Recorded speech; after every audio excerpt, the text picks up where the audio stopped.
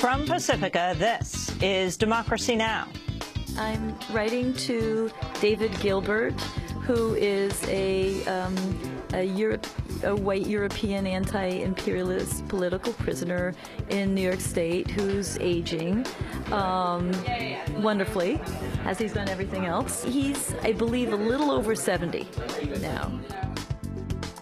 Today, we look at the growing number of aging political prisoners in the United States who are seeking release, in some cases simply released from decades of solitary confinement into general population. We'll speak with a former prisoner who visits many of the sick and elderly men behind bars, and with Sophia Elijah, an attorney who's represented them. And I asked one of the guards if they could free at least one hand so that he might be able to write something. And the guard said, no, it's too dangerous. I said, you know, where is this almost 70-year-old man who's in body chains and shackles in a locked room behind glass with two guards on the back side of that door gonna go?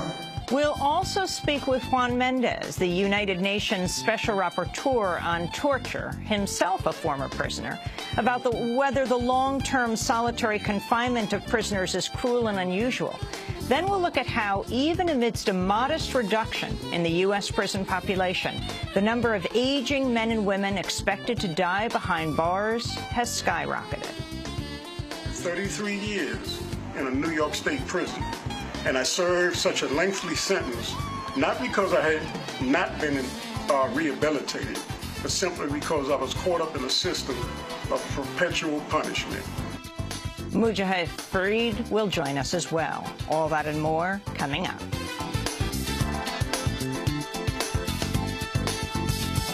Welcome to Democracy Now!, democracynow.org, The War and Peace Report. I'm Amy Goodman. A new report has exposed a secret CIA program in Colombia that's helped kill at least 24 rebel leaders. The Washington Post reports the program relies on key help from the National Security Agency and is funded through a multi-billion-dollar black budget. It began under President George W. Bush, but continues under Obama. The program has crippled the FARC rebel group by targeting its leaders using bombs equipped with GPS guidance. Up until 2010, the CIA controlled the encryption keys that allowed the bombs to read GPS data. In one case in 2008, the U.S. and Colombia discovered a FARC leader hiding in Ecuador. According to the report, quote, to conduct an airstrike meant a Colombian pilot flying a Colombian plane would hit the camp using a U.S.-made bomb with a CIA-controlled brain. The attack killed the rebel leader and sparked a major flare-up of tensions with Ecuador and Venezuela. The U.S. role in that attack had not previously been reported. We'll do an extensive report on the Washington Post expose tomorrow on Democracy Now! The United States has evacuated hundreds of people from fighting in South Sudan amidst fears the country's on the brink of civil war.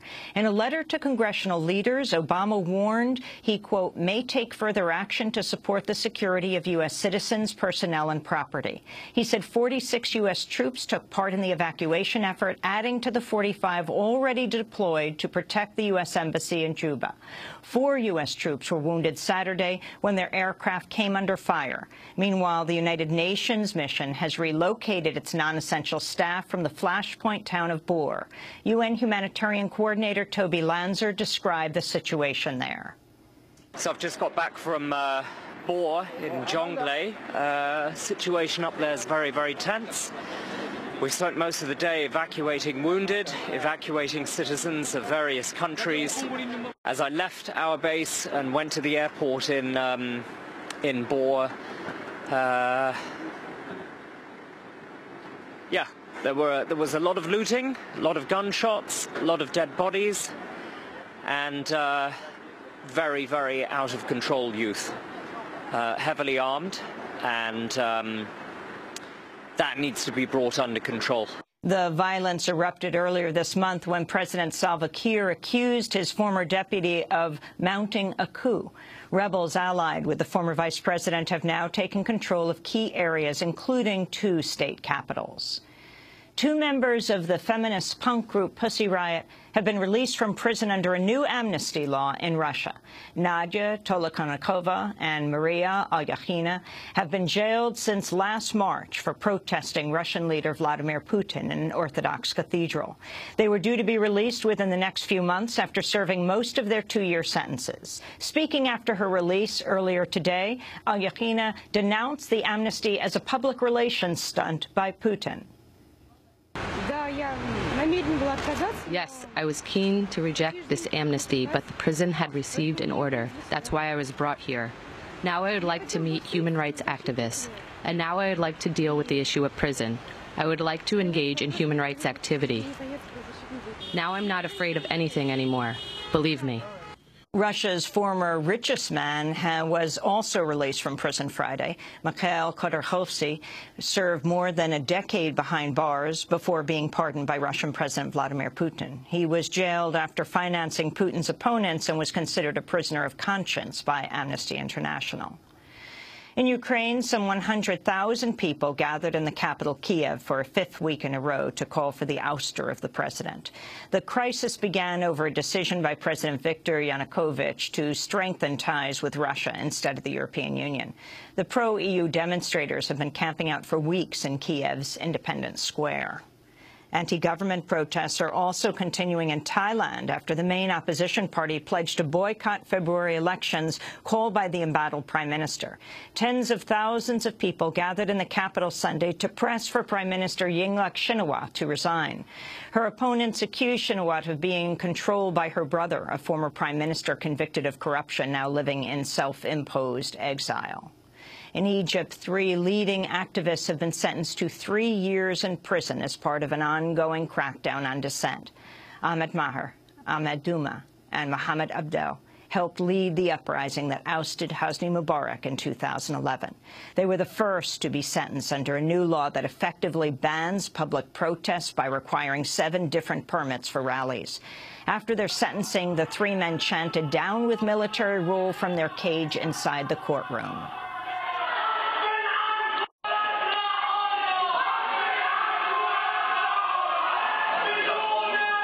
In Iraq, a high-ranking army commander and 17 other soldiers were killed Saturday during a raid on an al-Qaeda affiliate's training camp.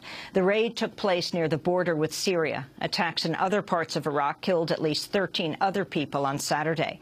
Iraq is suffering its highest level of violence since 2008. In Syria, at least 42 people were reportedly killed Sunday as Syrian army helicopters continued to bombard Aleppo. The British-based Syrian Observatory for Human Rights said at least 6 children were among the dead. The helicopters have been dropping highly destructive barrel bombs, oil drums filled with explosives, and sometimes with nails or scrap metal. The strikes have killed hundreds of people over the past month. Today is the deadline for most Americans to sign up for health insurance that starts January 1st under the Affordable Care Act. Despite a disastrous rollout, Obama claimed Friday 500,000 people had enrolled through Healthcare.gov in the first 3 weeks of December alone. Since October 1st, more than 1 million Americans have selected new health insurance plans through the federal and state marketplaces. So all told, millions of Americans, despite the problems with the website, are now poised to be covered by quality, affordable health insurance come New Year's Day. A new report has found the company responsible for building the embattled healthcare website was tied to a history of other failed projects, a history that was not considered by federal officials who selected it for the job. According to the Washington Post, executives at the company, CGI Federal, came from another firm that had mishandled at least 20 other government projects. Couples across Utah rushed to get married Friday after a federal judge struck down the state's ban on same-sex marriage. The ruling marked a surprise victory for LGBT rights in a state known for its right-wing politics and for the influence of the Mormon Church. On Sunday, an appeals court rejected a bid by the state to immediately halt the weddings. The case is due back in court today. In New York, domestic workers and their advocates rallied across from the Indian consulate to protest an Indian diplomat's treatment of her housekeeper. The arrest of Devyani Khobragade, India's deputy consul general in New York, caused a diplomatic spat with India after she complained about her treatment in custody. But protesters said the focus should be on the diplomat's alleged crimes, which include paying her employee well below minimum wage. We think that people have lost sight of the root cause of this entire situation, which is the fact that an employee, a domestic worker, was exploited, and she wasn't treated in a way that any other employee or staff member would be treated, but instead she was treated as a piece of property. So, we were hoping by that coming out here today, we could change the conversation a little bit and have people focus a little more on the domestic worker and what she went through, and hopefully kind of push for justice to be served. Khobragade has reportedly been transferred to a post with India's delegation to the United Nations. Canada's highest court has struck down all restrictions on prostitution, saying they threaten the safety of sex workers. Prostitution is legal in Canada, but the ruling eliminates bans on brothels and street solicitation, as well as on behaviors like hiring a driver or guard. The court unanimously ruled the bans, quote, prevent people engaged in a risky but legal activity from taking steps to protect themselves from the risks. The court left the law in effect for a year to allow Parliament to draft new regulations. Mexico's president has signed an energy reform bill allowing foreign companies to drill for oil in Mexico for the first time in 70 years. A recent poll showed more than two-thirds of Mexicans opposed opening the oil and gas sector to private investment, a move that required amending the Constitution. But President Enrique Peña Nieto signed the bill into law on Friday.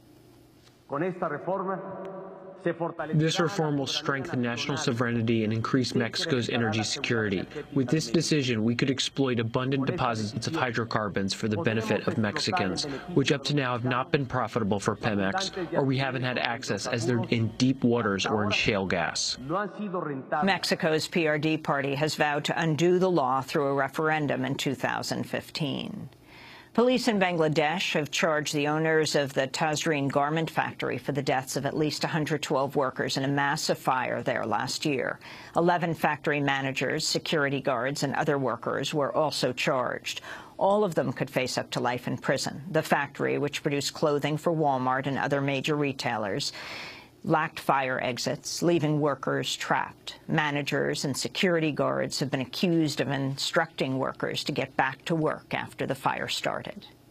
A new report has found the Obama administration buys clothing from overseas suppliers with a history of flagrant safety violations, including padlocked fire exits, worker injuries, and buildings at risk of collapse. According to the New York Times, the Obama administration buys its military and other uniforms from companies with a pattern of harsh conditions and legal violations in countries including Bangladesh and Haiti. The United States spends $1.5 billion on clothing made overseas each year. A Colorado teenager shot by a classmate at Arapahoe High School earlier this month has died. Claire Davis, who is 17 years old, had been in critical condition since December 13th when she was shot by Carl Pearson, a fellow student who then shot himself to death.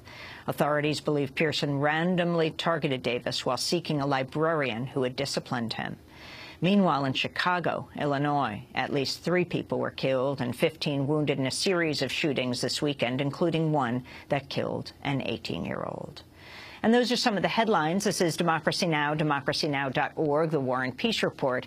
I'm Amy Goodman with Renee Feltz, our Democracy Now! Producer. Thank you, Amy, and welcome to all of our listeners and viewers around the country and around the world.